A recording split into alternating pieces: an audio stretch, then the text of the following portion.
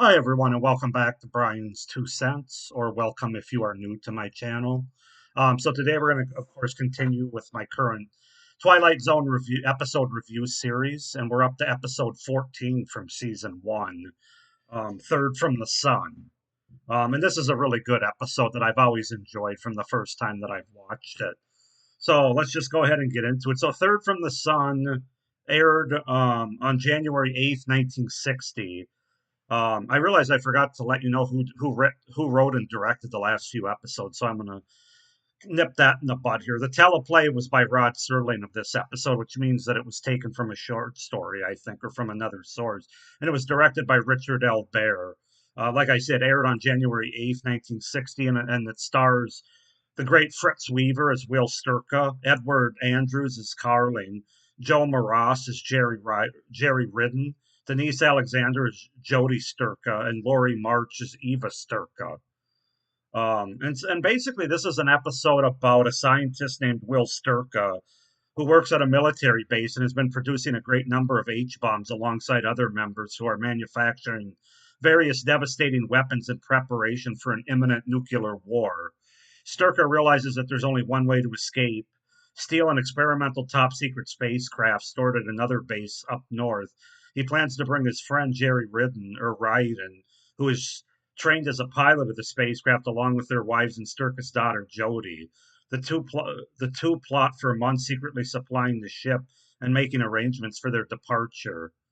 One afternoon, Sturka engages in conversation with a coworker, Carling, who gleefully tells him he's heard a rumor that war will start within 48 hours. When Sturka voices his disgust at the potential Holocaust, Carling is dismayed and cautions him, saying Sturka should watch what he says and what he thinks.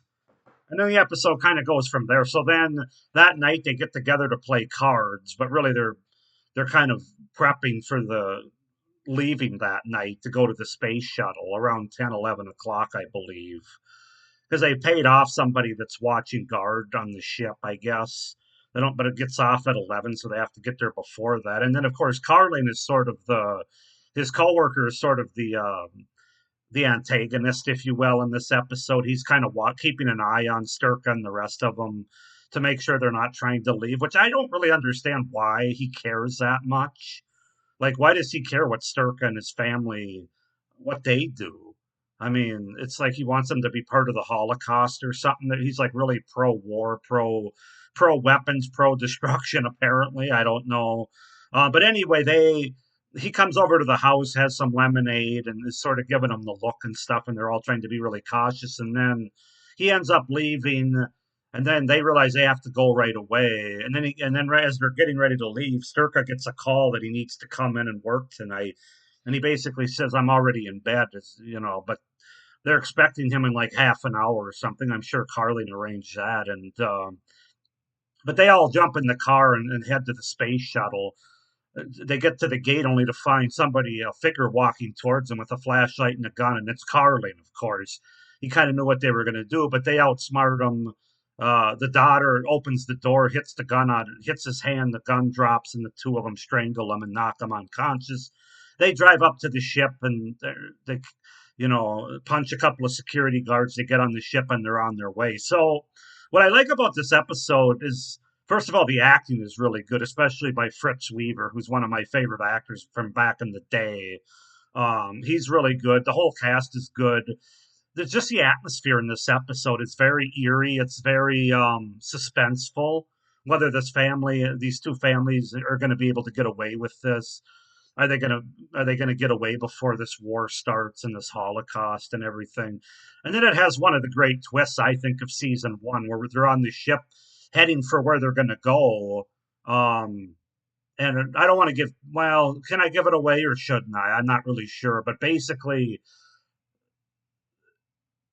they do a great job setting up this episode where you think that they're leaving Earth, but actually they're heading towards Earth, third planet from the sun, and it's the title of the episode. But the way they do this episode and the way it starts, and it's never really mentioned up to the first like 95% of the episode, you think they're on Earth, and I like the fact that this episode kind of views Earth as being a place of hope rather than destruction. they're leaving a planet which we don't know the name of. We don't know anything about it other than there's humans on this planet that are heading for a better tomorrow on Earth. So I like that whole twist and at the end of the episode. So yeah, this is a really fantastic episode. I always enjoy it when I watch it. I'm going to give Third from the Sun a 4 out of 5. I think it's a very, very good episode from season one.